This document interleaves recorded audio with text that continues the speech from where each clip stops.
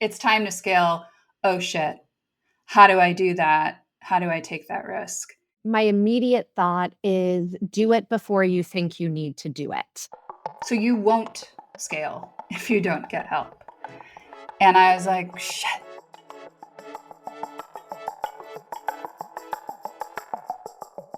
All right. Well, Katie, look at my Irish friend with a tan. Make it make sense.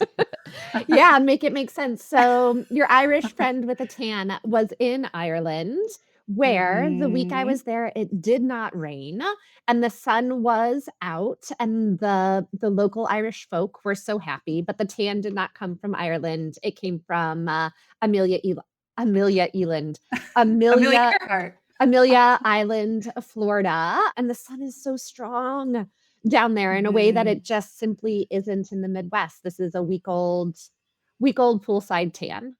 So we have a few questions to choose from today. How fun. Do you want me to take the lead and you'll follow? You take the lead, and I will follow today. First day back to AUA. Great, here we go. Got a question from a corporate trainer in her mid 30s. She lives in Los Angeles and she is curious about what happens when you go from being a service provider. So she's a corporate trainer, she has clients hire her, she comes and does her thing, to becoming colleagues. So one of her clients hired her. Mm. And how do you do that and have a successful relationship? Like can that happen and how? Mhm. So the first thing that came to me when I read this question was like, God, what if a client of ours was like, you know what? You're so good at what you this is how I imagine the conversation goes. You're so good at what you do. Can you come do it in-house Mm. for us? And depending on the day as a business owner that I'm having, that's a fantasy and a dream come true. Or Or a nightmare. or a nightmare.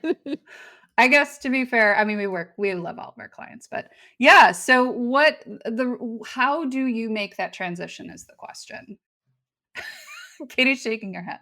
There's so many layers to that. I know. It's a relational change. It's a relational evolution, and I think I mean, not to put too much of a change management lens on it, but, you know, doing some pretty basic practices around, 1, naming there's gonna be a change, and with change comes uncertainty, trepidation, but also excitement and energy and wanting to make room, for all of those things. But when it's an interpersonal change, if we're not careful, it can really quickly become interpersonal resentment, interpersonal conflict, and wanting to set out to have really clear conversations at the beginning that address not what the work is going to be and what the role is going to be, but talking about how our relationship is going to change and adapt and evolve to meet the needs of the new relationship. Yes. I mean, saying the thing and checking in on expectations. Speaking pragmatically, I just want to say when you're a contractor, you make the rules. Again, back to like depending on the day, fantasy or nightmare. Sometimes that's great. And sometimes an opportunity, I haven't had this experience myself where I've taken an opportunity that's come my way. It's like, I don't want to stop making the rules. I think the biggest change in this new dynamic is that as colleagues, the employer now makes the rules. And inherent in that, and I don't know if they're like lateral colleagues or like if there's a reporting structure, because that's a whole other thing. But I think a couple questions come up for me. What are the rules? So we talk a lot on here about, and Katie taught me this, what's rewarded, what's ignored, what is an infraction and disciplined. So that comes up for me because the rules have changed. The rules have changed. Oof. I don't know. I'm grieving a little bit. I don't know why. I'm sure it's a great opportunity. That's my own stuff. You felt that. You just touched your That's heart. coming up for Yeah. You're me. like, I "Ooh, did. I did. I was I don't wanna like, let go of my oh, freedom." oh my God, that's a thing for us. So that's one thing. And then I also thought about, and I know this person is thinking about this too, like, did they have other clients? Mhm. Do they get to keep those clients? Again, it's like the rules have changed. What are the rules? Mhm. and and appreciating that when someone becomes your employer, like they set that. So I think inherent in that might be some grief for this person and some relief probably too, Mhm. you know? Mhm. In terms of practicalities, like how do you make sure that this is a positive change? I feel like you talked about change management. Like, do you think there's any like absolutes that she has to do to make sure it's positive? Can she make sure it's positive?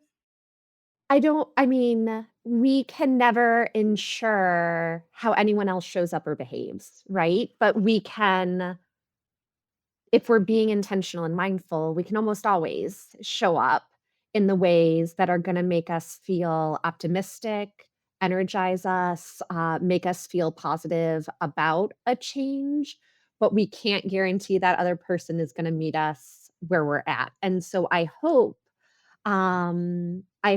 this person who submitted their question really got some of these answers up front, before they decided to make the leap in the first place. And Mhm. it's curious because we don't know, are they colleagues? What is the power differential? Are they in charge? Is someone else in charge of them? And so, Emily, you talked about the kind of the concrete practices and policies for an employer being in charge and what are the rules, but now also what are the rules of engagement for us. Mhm. So I could imagine I have clients that text me with questions, sometimes at 9 p.m., sometimes at 7 a.m. And what they know is they will hear from me in 24 hours. Now, if that client becomes my boss, Mm. I don't know. Do I still get 24 hours to respond? Is that something that they've talked about? How do we communicate similarly or differently now that we're in a different environment, and that we have different roles and figuring out those communication elements too, and being able to establish boundaries Mhm. on both sides, but also agreeing to what those expectations are. Yeah. Talk about communication right away, even if it seems silly. I literally wrote down as you were talking, more communication than you think. Mhm, And just kind of, if anything else, let the other person say like, this is too much, right? But being as transparent upfront as you can be, in part because I think this person's now your employer or your colleague, you know, I also as a contractor get to say like, I'm not going to do that. mhm, So being really clear on the expectations of this new role too. And, I'm sure the getting was good. It's like, this person is great. Let's hire her, right? Because she can do all these things. But that still means you do still get to set boundaries, even as an employee. mhm, So yeah, more communication that is needed. What I would say sort of prescriptively is like, even if you're very familiar with this person, checking in and having a structured meeting every week. Here at Newco, name TBD, we're merging, not news for people. Every week we have a meeting where we go over to-dos and we go over projects and we actually do work in the meeting and then we leave the meeting and we rate the meeting. And having that structure, I think don't take for granted or don't take for granted the intimacy and the closeness that you have with this person, which it seems like they do, mhm. and be afraid to set some structure. I think the structure will be really helpful. Yeah, Yeah. agreed, agreed. You wanna do another one? Always. Okay, Like, I woo! mean, it's been a hot minute. Again, there's so much in the hopper I know. that people wanna know about. Let's do one more. Let's keep going. Okay. So this question comes from a Chicagoan. Hello, Chicagoan. Hi, it's Vanessa Flowers. Hey, Vanessa. Hey, Vanessa. Love you, Vanessa. She runs a community. That's amazing. And runs a company that's around mental health and wellness. Love it. It's Mm. called Flower Girls Meet. I'm actually going to my first Flower Girls Meet event. My question is, how do you know when it's time to scale up your business? Because once you have a demand for your services and what you're doing, how do you know that it's time to hire people to help you and to scale up? That's my question. Thanks so much. Wouldn't it be great if I could just be like, this is the moment that you should do it. What comes up for you, Katie? We're going through this with Vanessa. Yeah, very, very much so, very much so, Yeah, and, my immediate thought is do it before you think you need to do it, so that you can meet demand as it grows instead of asking people to wait or running yourself down and burning yourself out to the point where you come to hate this thing that you've built. yeah, And so it requires some risk tolerance to be able to say, I'm confident in Flower Girls Meet based upon what I'm seeing. I know it's only going up. I'm going to bring on that part time person. I'm going to bring on that full time person. I'm going to take this smart risk because I'm betting on myself. And I know that as soon as I open up the space for more, more will come. And not in a hippy dippy manifesting way, but the fact that you're asking the question, when do I know if I need to scale? It's time. yeah. I love that. Like, and the knowing being there and the fear being there, right? Of like, Mhm, it's time to scale. Oh shit. How do I do that? How do I take that risk? The other thing that came up for me when you say hire people, the first person I hired, this was 5 years ago. I hired a contractor who's still with me, and Katie. And I still have the video. I recorded a video for Instagram. I still have it. And sometimes it'll come up, right? It reminds me. And I say in the video, I did something really big today. So I was about 3 years into being in business. And it was exactly my friend Tara at the time said, you need to be doing these tasks. And I'm going up. It doesn't have to be up, it could be over. mhm, And right now you're doing these tasks over here also. And that holds you back. mhm, So you won't scale if you don't get help. And I was like, shit. And Tara's great, MBA, McKinsey, blah, blah, blah, got credentials. And she's just an incredible, reasonable person. And so I hired someone mhm, and it immediately felt fear because it was like, now I really have to hustle. Like, I'm going to have to make money for this person too. So I would say to Vanessa, start with a contractor, start with an hourly opportunity, someone who can take those, like, I don't like to do this and I'm not good at it tasks off your plate. Because did you know, Katie, there are people who are really good at scheduling agendas and doing financial models? Ooh, Yeah, it's not me. Jill James. And so those people, Jill James, shout out Jill James. Mhm, We found someone who is really good at it. And we pay her, right? So start with that. And then, as you get into the employee conversation, and Jill actually has a lot of great resources on this when you start thinking about W 2 employees and you start thinking about all the regulations and all of that. That's a bigger conversation. But I would test the waters and try out someone as a part time contractor to start and see what happens. How does it feel to let things go? Can you manage someone? Because when it's your thing, it's not easy. Let it mhm, go, mhm. right? One of the things I learned as I was going through the Goldman Sachs 10,000 Small Businesses program is that one of the main reasons they exist is that 25% of small businesses make it to year 5 of their business. Of that 25%, it's a very small percentage that make it to year 10. And the reason for that is because they stop growing, they stop scaling. And this isn't for inciting fear, but the slogan is if you're not scaling, you're failing, right? And so scaling also doesn't have to be 100x.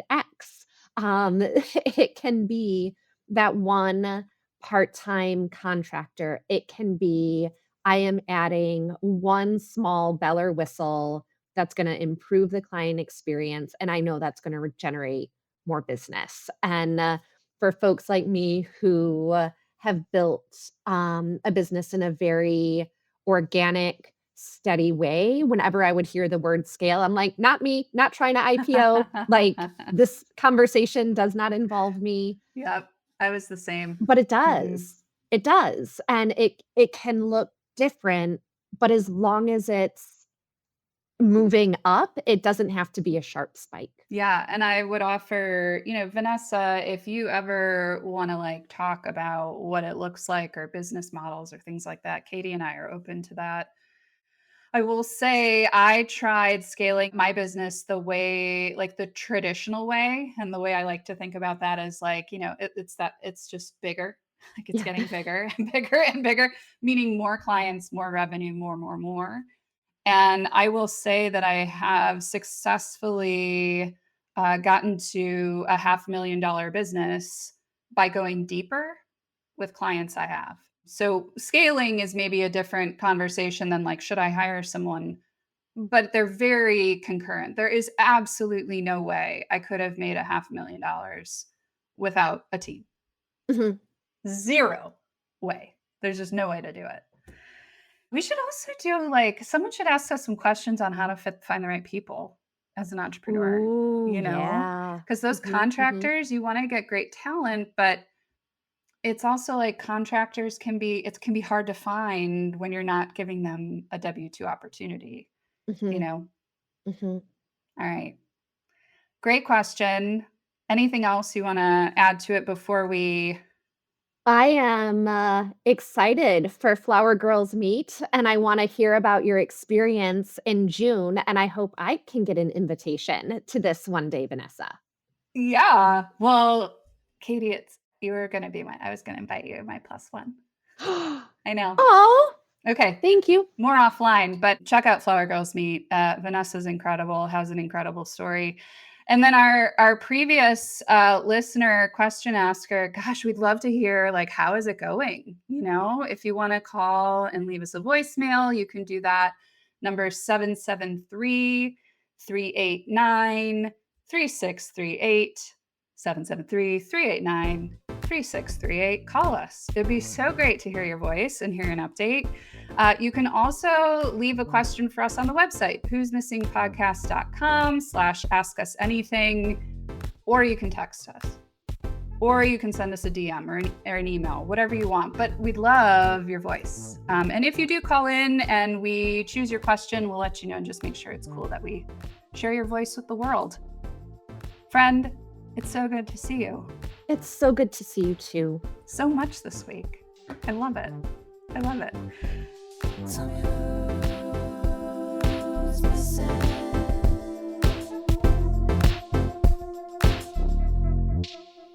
We really knocked it out today. We did, and part of me is like, Do we do this every time? should we coming to you live from Detroit, Michigan.